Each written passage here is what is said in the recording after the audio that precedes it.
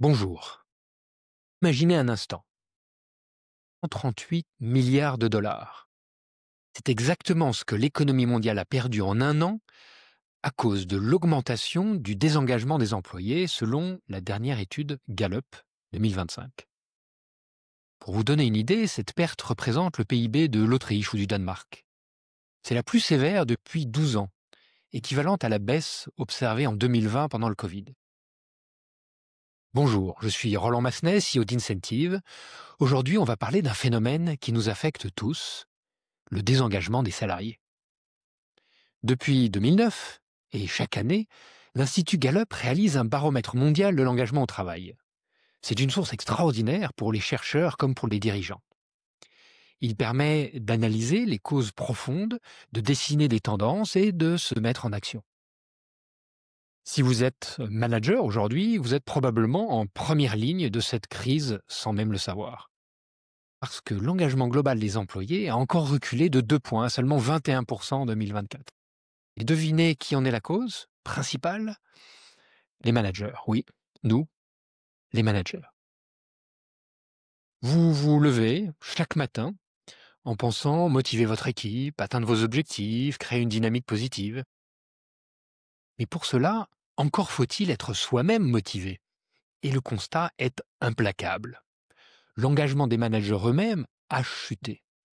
Et quand les managers ne sont pas engagés, comment peuvent-ils engager leurs équipes? Cette situation nous concerne donc directement parce que nous sommes, comme managers, à la fois la solution et potentiellement une partie du problème. La bonne nouvelle, Gallup a analysé les causes de ce désengagement et nous donne des clés de compréhension et des pistes d'action. Alors, arrêtons la spirale négative et voici les 5 causes principales de la baisse de l'engagement de nos collaborateurs et comment y remédier.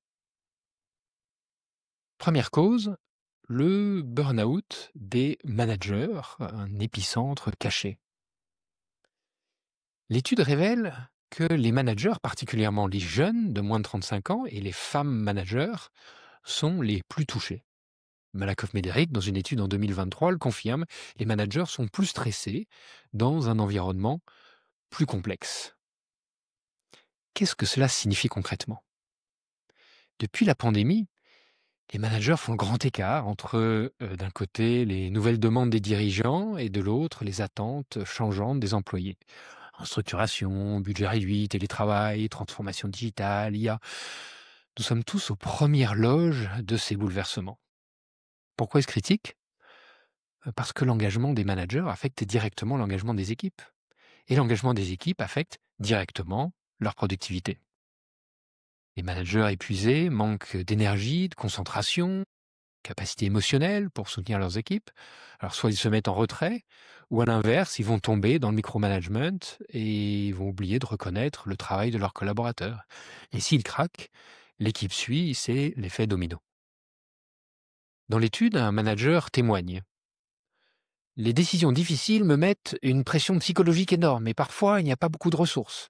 Il y a aussi des disputes entre les employés, des problèmes à gérer, des nouveaux systèmes. Est-ce que ça vous rappelle quelque chose? Posez-vous cette question. Combien de nouvelles responsabilités les managers dans votre organisation ont-ils dû endosser depuis 2020 sans formation ou support supplémentaire? Si vous vous reconnaissez dans cette description, vous n'êtes pas seul. 56% des managers dans le monde vivent la même chose. Et cela nous amène à la deuxième cause, encore plus alarmante. Cause numéro 2, managers non formés, promus mais non préparés.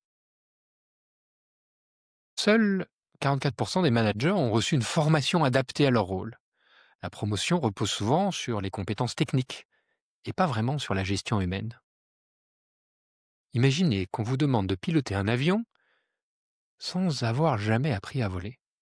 C'est exactement ce qui se passe dans le management aujourd'hui. On vous promeut parce que vous étiez bon techniquement, mais on oublie de vous expliquer comment manager des humains. Et l'impact est immédiat.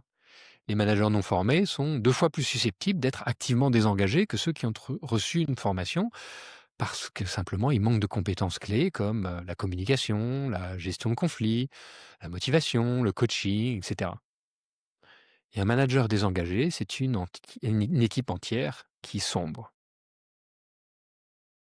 Un superviseur formé témoigne. J'ai appris de nouvelles méthodes de travail et comment gérer les employés. Ça m'a énormément aidé face aux défis que je rencontre au travail. La différence est flagrante. Honnêtement, quand avez-vous reçu votre dernière formation en management? Et pas une formation technique sur CRM ou un ERP, mais une vraie formation sur comment développer, motiver, accompagner des humains. Cette lacune de formation explique en partie pourquoi nous arrivons à la troisième cause. Cause numéro 3, la fuite des talents s'accélère. La grande démission continue. 50% des employés dans le monde surveillent activement le marché du travail ou cherchent un nouveau poste. Ce n'est plus une vague, un tsunami, un employé sur deux a un pied dehors. Et contrairement à ce qu'on pourrait penser, ce n'est pas principalement une question de salaire, mais d'engagement et de relation avec le management. Pourquoi est-ce dramatique? Parce que remplacer un employé coûte entre 50 et 200% de son salaire annuel. Mais surtout, quand les talents partent, ils emportent avec eux leur expertise, leur motivation, et contaminent souvent les autres avant de partir. Dans certaines organisations, le taux de rotation dépasse 30% par an. Imaginez, vous passez plus de temps à recruter et former de nouveaux arrivants qu'à développer votre activité. Regardez votre équipe. Combien de personnes sont vraiment épanouies et engagées? Combien vous ont fait comprendre, directement ou indirectement, qu'elles regardaient ailleurs? Cette hémorragie de talent est directement liée à la quatrième cause que révèle l'étude. Le bien-être au travail s'effrite. Le bien-être au travail atteint des niveaux critiques. 40% des employés mondiaux vivent un stress quotidien, 22% se sentent seuls et seulement 33% s'épanouissent dans leur vie. Ce n'est pas du stress normal de travail. C'est un mal-être qui devient profond, qui affecte la santé mentale, la performance. Le stress chronique, la tristesse, devient monnaie courante dans l'entreprise. Et l'impact est double, humain d'abord et économique ensuite. Les employés stressés et isolés sont moins créatifs, moins productifs, souvent absents et plus susceptibles de commettre des erreurs coûteuses. L'étude montre que dans les organisations les plus performantes, où l'engagement des équipes dépasse 70%, ces indicateurs de mal-être sont divisés par deux.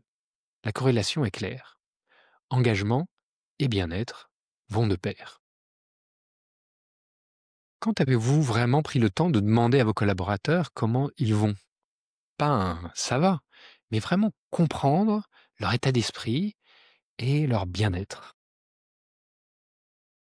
Ce mal-être, qui peut être parfois généralisé, nous amène au cinquième et dernier élément qui pourrait être le plus déterminant pour l'avenir.